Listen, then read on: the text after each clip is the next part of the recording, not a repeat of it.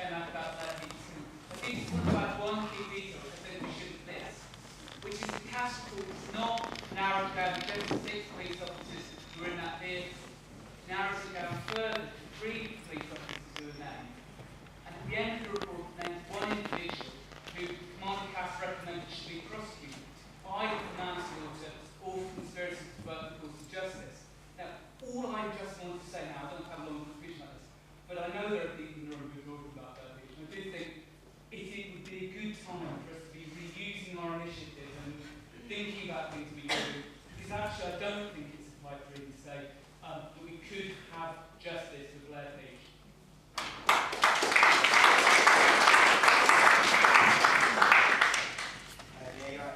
My name's Finn, I'm from Hackney, I'm a youth worker, and I just want to thank everyone on the panel, but most importantly I've got a message for Carole and Carole's family.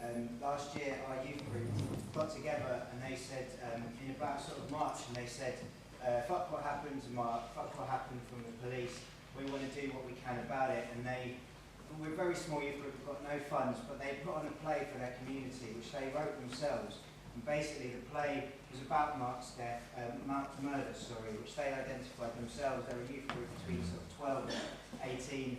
They identified it as a murder. They know it was a murder because they're young people on the streets of Hackney who get harassed 10 times a day. One boy I know got stopped 5 times in one day by the police. They put this play on. They're not swallowing the media shit. The people I know in Hackney aren't swallowing the media shit. And I just want you to know they came out in solidarity with Mark on the day of the riots to riot against the police, who they know are pigs, and I just wanted to send that message from my youth group to your family.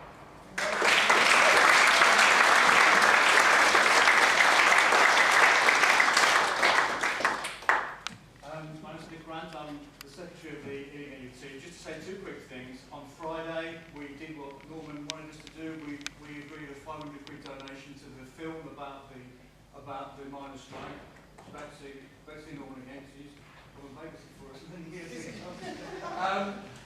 But also, I've also just come from a London NUT meeting where we've agreed to have a mass lobby of, you might have heard of this person, Michael Gove, on Wednesday the 13th of March, which apart from anything else is a European-wide day of action against austerity, which sadly I doubt if our own TUC will do much to lead.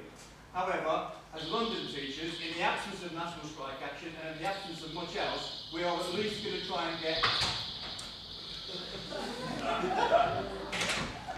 a mass demo outside the Department for Education, which is in Great Smith Street in Westminster. Stuff will be coming out of that in the next couple of days, but everybody here is welcome to join us.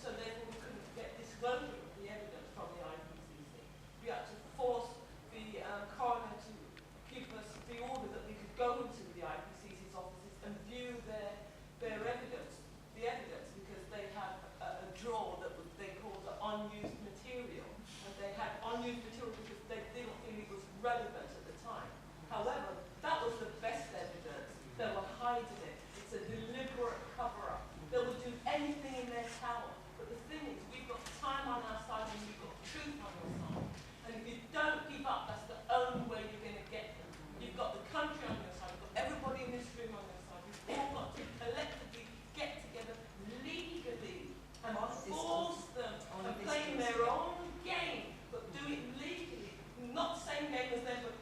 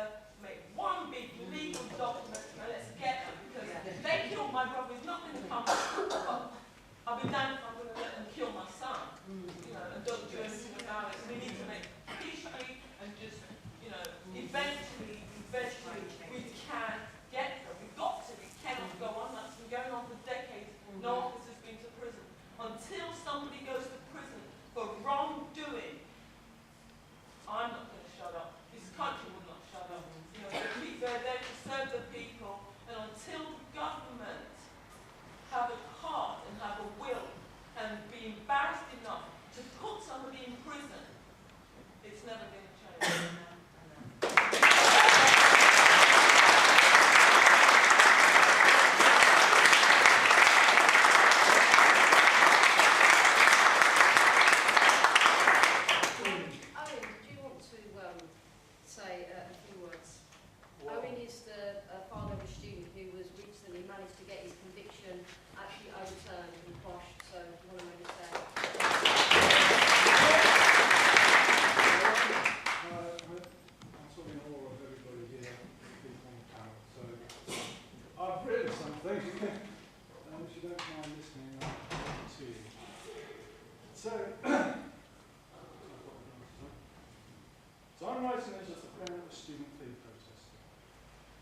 Ahsan, at the age of 17, went to join many thousands of other young people who wished to protest against the introduction of increased student fees. Not being of voting age, but soon to be directly affected by this increase, the demonstration that Ahsan joined was a legitimate course of action to take. Indeed, he went with the blessing and permission of his school, as attending the protest was seen as responsible and positive, and as parents we also agreed. We take it for granted that to demonstrate and protest is a legitimate and fundamental right.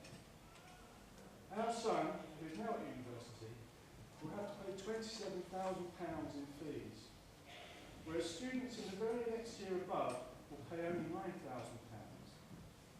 It's not unreasonable to feel, especially if on the expensive side of this threshold, how unjust this policy is and was. Not to forget that as a Scottish student, you pay £0 in student fees. At the student fee demonstration, which was in November 2010, our son was arrested. It was a shock to us because late that night we were told that he was in a police cell. However, we were reassured, as even as a young 17-year-old, our son had had the common sense to ask for a solicitor and was waiting for one to attend and to be present at his interview and statement. We were told he would be released in the morning. There's concern that the police then subsequently persuaded our son to give an interview and statement on his own. After leaving him in a cell for a number of hours, they then told him that if he gave an interview there and then, he would be free to go. If not, he would still need to wait several more hours before a duty solicitor could be provided. Feeling he had done no wrong, our son agreed and gave the interview alone and with no legal representation. He was then released in the very early hours of the cold November morning with no phone, no money and no coat. Our son was charged with violent disorder in May 2011. Afterwards, the investigating officer took us to one side and explained, even though no officer had been injured, how serious the charge was, and suggested we consider pleading guilty. Our son pleaded not guilty and has never changed a single word of the statement that he made that first night. He has remained consistent throughout and always maintained his innocence. Towards the date for the trial, which was to be in February 2012, it was a concern to us that young people and protesters get little or no good press.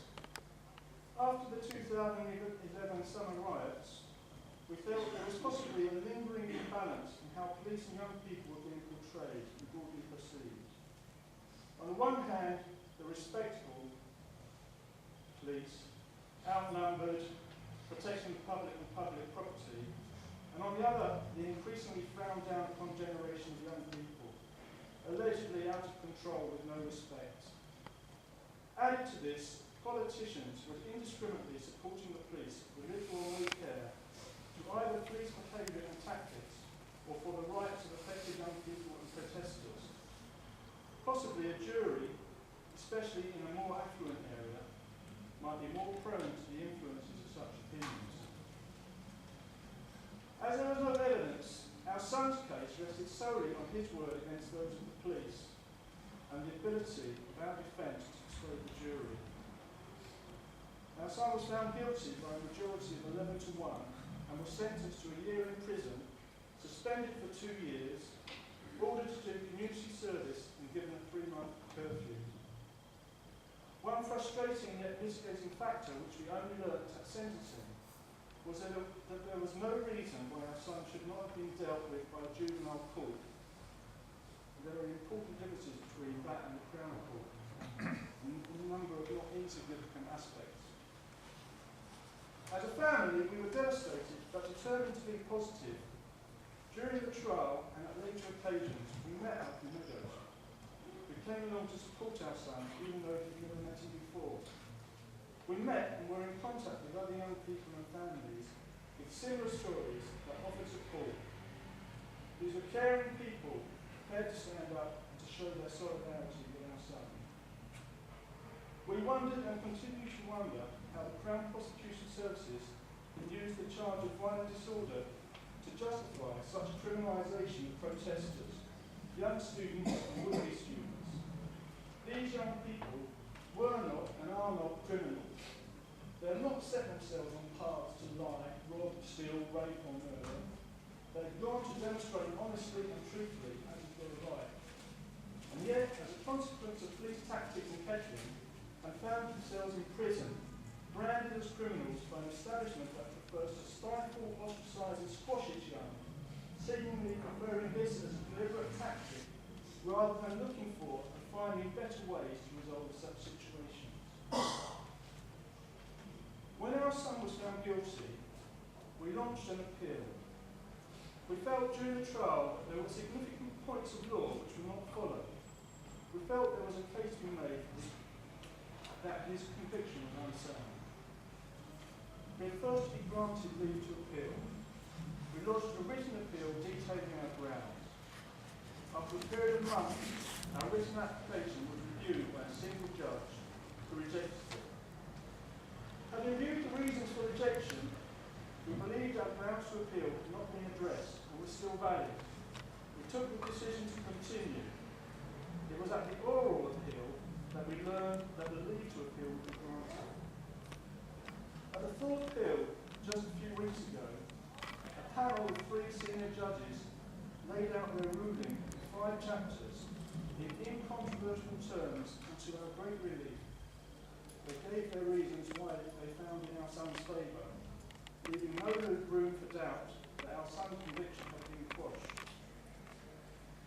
For our family, it's been a long 2 years. Our son is a young man now, and only wants to move on and put this all behind him. It's the right thing for him to do, and we are pleased to see him on his way. Throughout this period, many people, including many among you all, have all in small ways and in big ways been part of this experience or similar experiences. As a family, we've learned a lot from this. Mostly we realise a huge amount of kindness and care that people have. And this has touched us profoundly. We consider ourselves very lucky indeed. Ours has a happy ending, and we know there are others that are not so fortunate.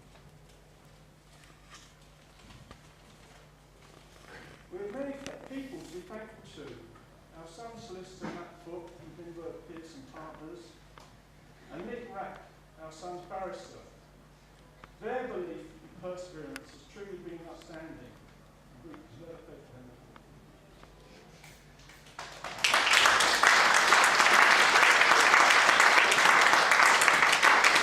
But there are also many, many smaller things, simple gestures, kind words, small deeds, big deeds, that all combine together to make something greater than the individual parts. Fundamentally, we have experienced care and solidarity, and that is why I've come here on behalf of our family. Well, are we not all just a little like Zach and Alfie Meadows? I'm Alfie Meadows.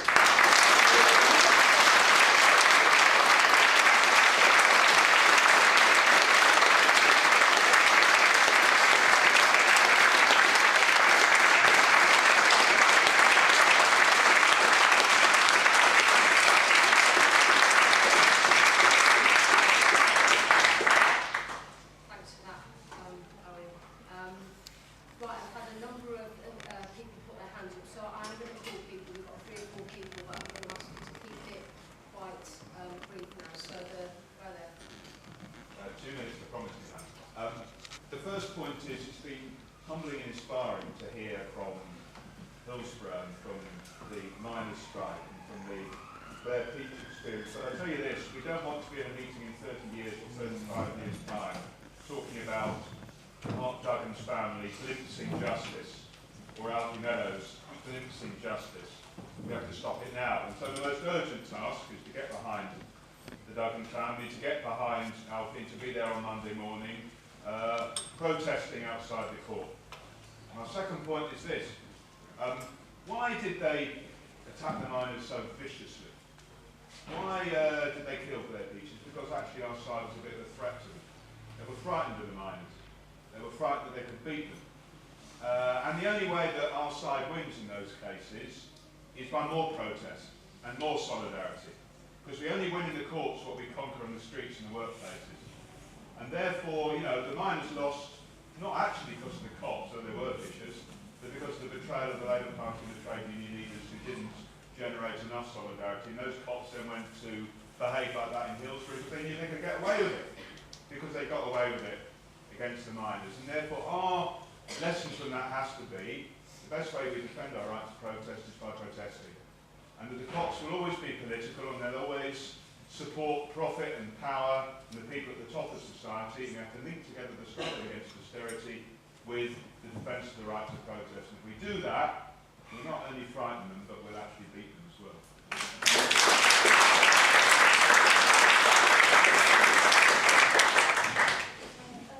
Just two things really quickly. I just want to say I wasn't sure why I was coming tonight because I go to a lot of things. And I'm really, really pleased I have because our campaign is about families, and one of the things, the clear message that's come out today is about police corruption, and one of the problems we have in particular on joint enterprise is police corruption.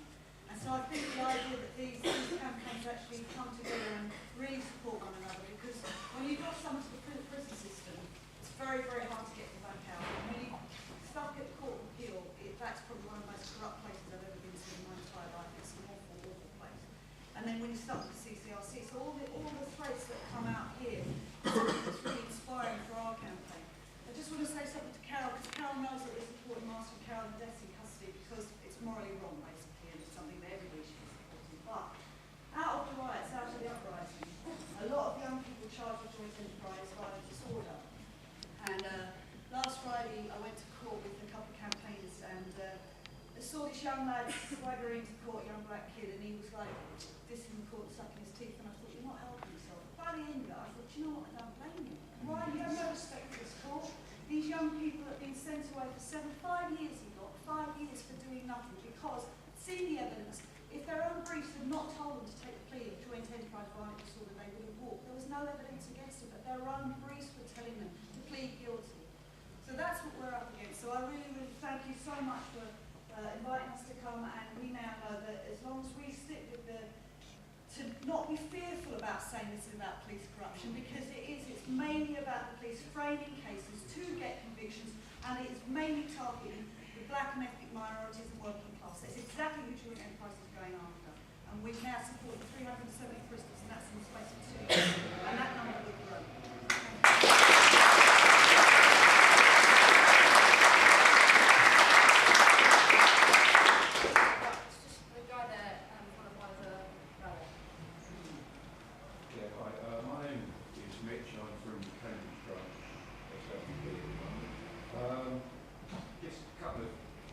Incidents from my own very checkered history.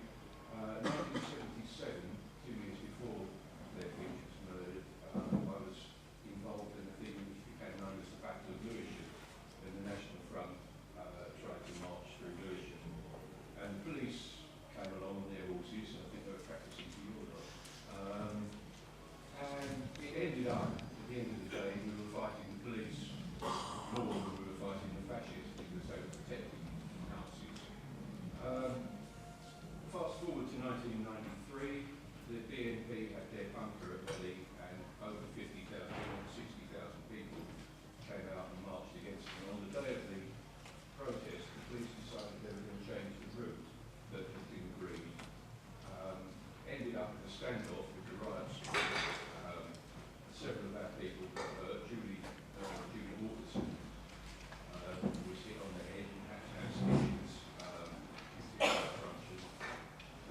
people got caught on camera, and a couple of days later, I think the next day, I'm not sure, but they actually looked through the Sun newspaper had front page with pictures of people that the police wanted to speak to, and the headline was animals. So that's how they think of us. I can't see it change that much. You know, they're treating the students the same way they were treating anti-Nazi league back in those days, and back in the 70s, up to before the National Front. We just put all, as you rightly said, we just all stick together. We've got to really fight, because together we can win. You know, everybody united, we'll do it. We've just got to stick together. We've got to keep the fight going.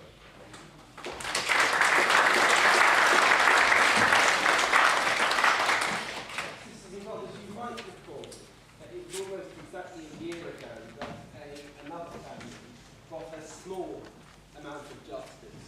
That was the family of Stephen Lawrence, when they got two of Stephen's murderers finally convicted in the Old Bailey. I say a small amount of justice because we all know and have known for 19 years who was responsible for Stephen's murder. The police have known for that amount of time who was responsible for Stephen's murder. And it is a travesty of justice and a measure of the corruption and incompetence of the police that all of Stephen's murderers are behind bars. Important, of course, to remember, however, the reasons why the Lawrence family have managed to get a modicum of justice. It's because they refused over those 19 years to give up. They refused to be cowed by the police. And in fighting over the course of that time, not only have they got a small amount of justice, but they exposed the institutional racism that Carole and others have talked about this evening. And I think, Carole, you're right, absolutely right to say that institutional racism continues. The very fact that we've heard this year that the Lawrence's other son, Stuart, is constantly stopped and searched by the police is a measure of the continuation of institutional racism. The riots did happen precisely because up and down the country, black and white kids knew it was Mark that was murdered, it could have been them. It could have been them, and that's why they took to the streets. I just wanted to say one other thing, which is this, that why is it that the Lawrences were able to keep going over 19 years? They themselves admit it wasn't simply because the Daily Mail put a headline on its paper saying murderers when those guys refused to give evidence at the inquiry. That was in 1997.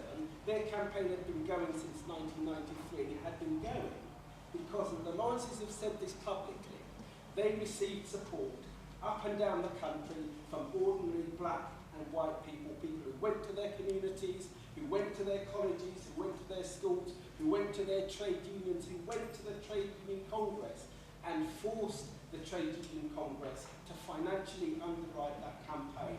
That is what solidarity means in practice. And it happens for a reason. It happens because the miners knew that the experience of brutality and corruption that the Lawrences were suffering was what they had suffered. The people in Liverpool knew that what they had suffered at Hillsborough was what the Lawrences were suffering. The reality is that people knew from their own experience that what the Lawrences were going through mirrored their own experience. That is why and where that working class solidarity came from. And I think looking now that so many of those things have been exposed, Bloody Sunday, Hillsborough, and so on, we have the opportunity now, with all of the campaigns that exist around injustice, the Duggan campaign, the Riggs, and so on, to rebuild Alfie and Zach and the students, to rebuild that solidarity. And it's through those concrete means, going back into our communities and building solidarity in those ways, that we can build the kind of resistance that we need to and must build in order to ensure that we're not the victims, that we're not coming back in 20 and 30 years' time talking about a little bit of justice, but we're building the kind of solidarity that can sweep this injustice away once and for all.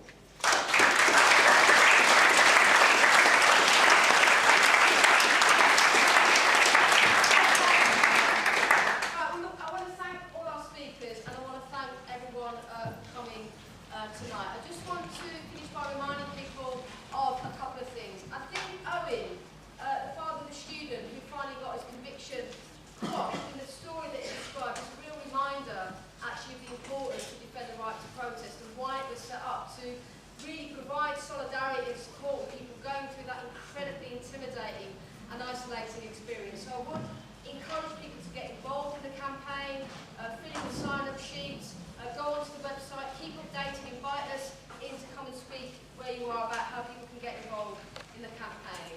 I think the second thing is that we've heard about many powerful and important fights for justice, but also how those fights are linked together. And I think it's really important that people from here do take these stories back to their networks and do invite people to come in and to talk about the different fights for justice that are taking place, how they link together and how people can support them. And finally, we've always said from the start since we launched, we have to defend the right to protest by protesting. And that does mean linking the fight to defend the right to protest with the wider struggle against austerity, whether it's going down and supporting the lobby against Goodge. Hopefully that will be a stepping stone towards the national strike action that we desperately need, or whether it's supporting the people fighting to save their A&E. Wherever you are, we have to link those two struggles together.